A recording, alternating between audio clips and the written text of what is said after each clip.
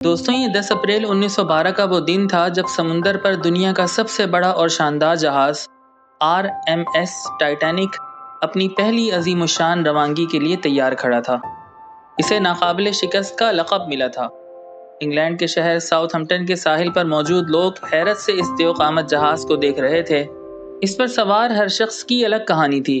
کچھ خوشحال صنعت کار تھے اور کچھ مشہور شخصیات، اور کچھ ایسے مسافر جو امریکہ میں ایک نئی زندگی کا خواب دیکھ رہے تھے۔ لیکن کوئی بھی نہیں جانتا تھا کہ ان خوابوں کا یہ سفر سمندر کی گہرائیوں میں کہیں دفن ہو جائے گا۔ آئیے جانتے ہیں کہ ٹائٹینک کا یہ سفر کیسے ایک دل دہلا دینے والے انجام تک پہنچا۔ دوستوں، ٹائٹینک کی تعمیر 31 مارچ سن 1909 کو شروع ہوئی اور تقریباً 2 سال میں مکمل ہوئی۔ یہ برطانوی شہر بیلفاسٹ آئرلینڈ میں ہالینڈ اینڈ وولف نامی کمپنی کے شپ یارڈ میں تیار کیا گیا۔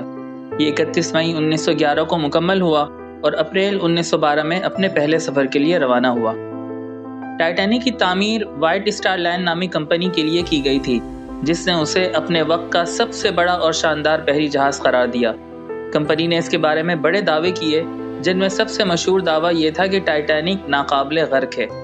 ان کا کہنا تھا کہ جدید حفاظتی ڈیزائن اور واٹر ٹائٹ کمپارٹمنٹس کی بنا پر ٹائٹینک کے غرقاب ہونے کا امکان نہیں ہے۔ کمپنی اور عوام دونوں میں یہ اعتماد تھا کہ ٹائٹینک سمندر میں آنے والے کسی بھی حادثے کا مقابلہ کر سکے گا، لیکن بدقسمتی سے یہ دعویٰ غلط ثابت ہوا۔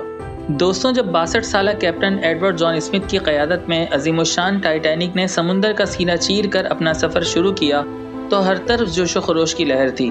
یہ صرف دنیا کا سب سے بڑا جہاز نہیں تھا، بلکہ ایک تیرتا ہوا محل تھا جس کی لمبائی 269 میٹر اور بلندی 53 میٹر سے زیادہ تھی۔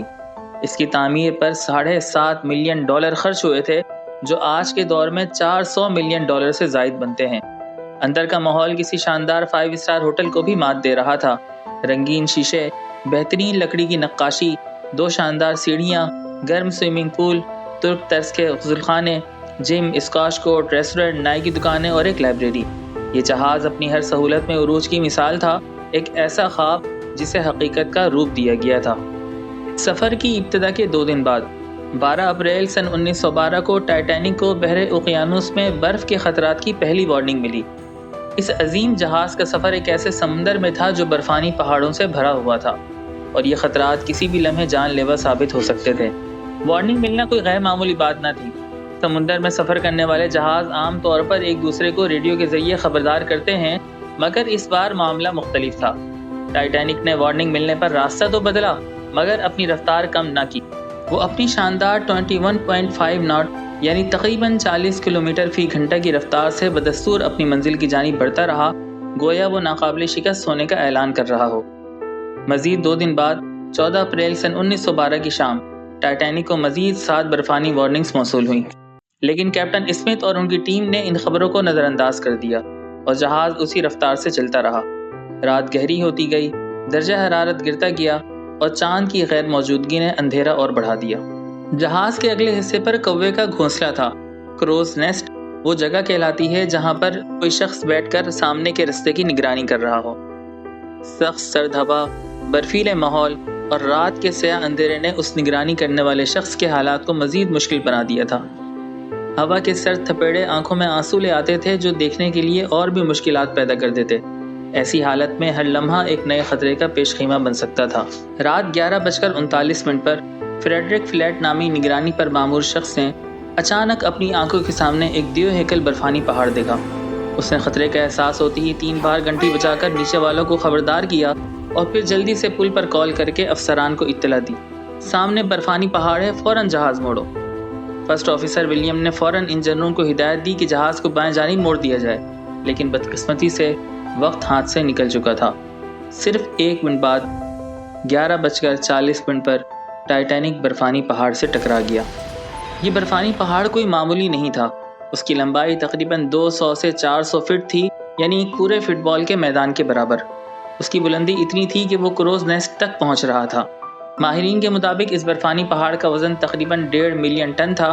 جب ٹائٹینک کا اسٹار بورڈ سائڈ یعنی جہاز کا اگلا دایاں حصہ اس سے ٹکرایا تو تصادم خاص طور سے جہاز کے سامنے والے حصے میں شدید ہوا۔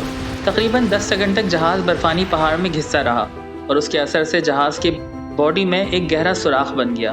اس تصادم نے جہاز کے مرکزی حصے کو چھوٹے چھوٹے سوراخوں سے بھر دیا۔ تصادم کے فوراً بعد کیپٹن اسمتھ اور تھامس اینڈریوز وہاں پہنچے تاکہ نقصان کا اندازہ لگا سکیں۔ جیسے ہی انہوں نے صورتحال دیکھی، انہیں ایک ہولناک حقیقت کا پتہ چلا۔ جہاز اب ڈوبنے کے قریب تھا۔ یہ دیکھ کر دونوں بھی چکر کھا گئے کیونکہ وہ اسے ہمیشہ ناقابل غرق سمجھتے تھے۔ تصادم کے 20 منٹ بعد کیپٹن اسمتھ نے اپنے عملے کو حکم دیا کہ وہ ریڈیو کے ذریعے قریبی جہازوں کو مدد کے لیے پیغامات بھیجیں۔ Senior radio operator Jack Phillips نے بار بار مدد کی درخواستیں بھیجی اور تقریباً 20 منٹ بعد رات 12:20 پر قریب ہی موجود RMS کارپیتھیا نے ان سگنلز کو پکڑا اور اپنی سمت ٹائٹینک کی طرف موڑ لی، لیکن وہ تقریباً 107 کلومیٹر دور تھا اور اس کو پہنچنے میں 3 گھنٹے سے زائد کا وقت لگنا تھا۔ کیا ٹائٹینک اتنی دیر سروائیو کر سکتا تھا؟ جواب تھا نہیں۔ لہذا کیپٹن اسمتھ نے مسافروں کی حفاظت کے لیے لائف بوٹس کو استعمال کرنے کا حکم دیا۔ ٹائٹینک جو ناقابل شکست سمجھا جاتا تھا 3.5 گھنٹوں میں غرقاب ہو گیا۔ کیپٹن اسمتھ نے باقی عملے کو آسمان میں روشنیاں چھوڑنے کی ہدایت دی۔ امید تھی کہ کوئی قریبی جہاز انہیں دیکھ لے، لیکن بدقسمتی سے کارپیتھیا کے علاوہ کسی جہاز نے کوئی جواب نہیں دیا۔ کیپٹن اسمتھ نے حکم دیا کہ کشتیوں کے ذریعے مسافروں کا انخلاء شروع کیا جائے اور خواتین اور بچوں کو ترجیح دی جائے، لیکن زیادہ تر مسافر خوفزدہ نہیں تھے کیونکہ انہیں یقین تھا کہ ٹائٹینک کبھی نہیں ڈوبے گا، اور کمپنی نے اپنی تشہیر میں بھی یہی دعویٰ کیا تھا۔ یہی وجہ تھی کہ پہلی کشتی جس میں 65 افراد کے بیٹھنے کی گنجائش تھی صرف 28 افراد کے ساتھ نیچے اتاری گئی۔ جیسے جیسے وقت گزرتا گیا، پانی جہاز کے مختلف حصوں میں بھرنا شروع ہوا اور ٹائٹینک جھکنے لگا۔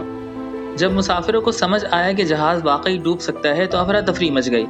لوگ کشتیوں میں جگہ پانے کے لیے دوڑنے لگے، لیکن جہاز میں صرف 20 کشتیاں تھیں جو تقریباً 1200 افراد کو لے جا سکتی تھیں، جبکہ ٹائٹینک پر موجود افراد کی تعداد 2200 سے زائد تھی۔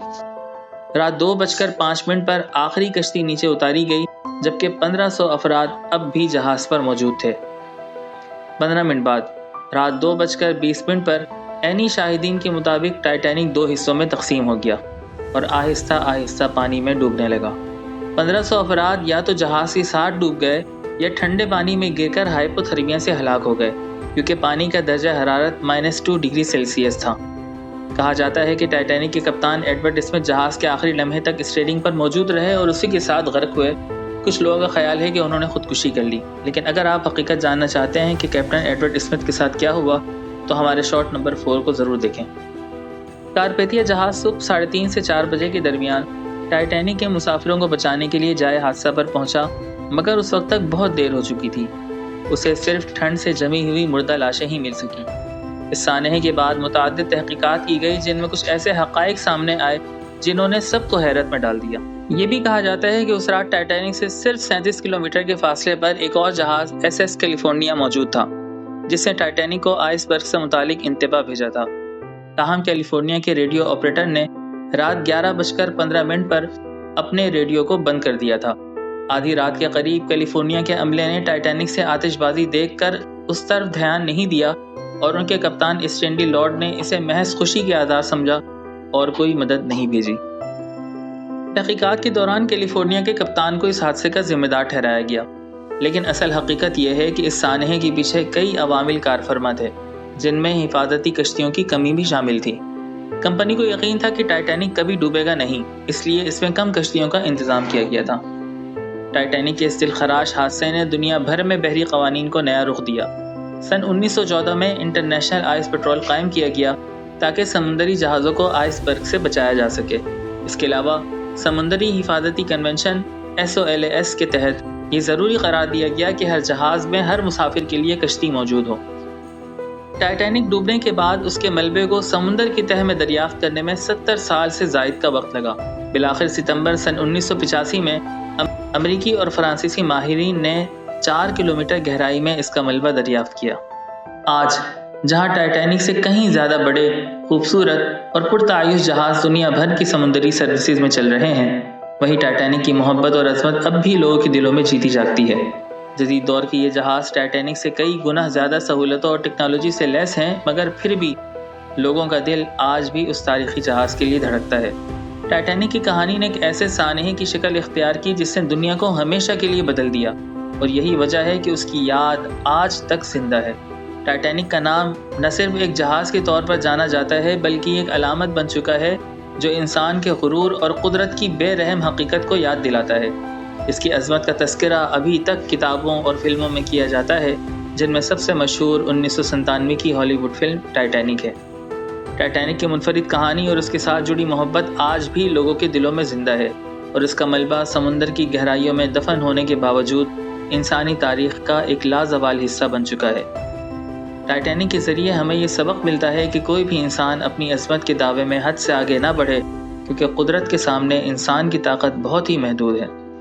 اگر آپ کو ٹائٹینک کی کہانی پسند آئی ہو یا آپ اس سانحے کی مزید تفصیلات جاننا چاہتے ہوں تو ہمارے چینل کو سبسکرائب کریں اور اس ویڈیو کو اپنے دوستوں کے ساتھ ضرور شیئر کریں۔ اپنے خیالات کو کمنٹس میں ہمارے ساتھ شیئر کریں، اور اگر آپ یہ چاہتے ہیں کہ ہم اس طرح کے مزید تاریخی موضوعات پر ویڈیوز بنائیں تو ہمیں بتائیں۔ یاد رکھیں، تاریخ کے سبق میں ہمیں ایک بہتر مستقبل کی طرف رہنمائی ملتی ہے۔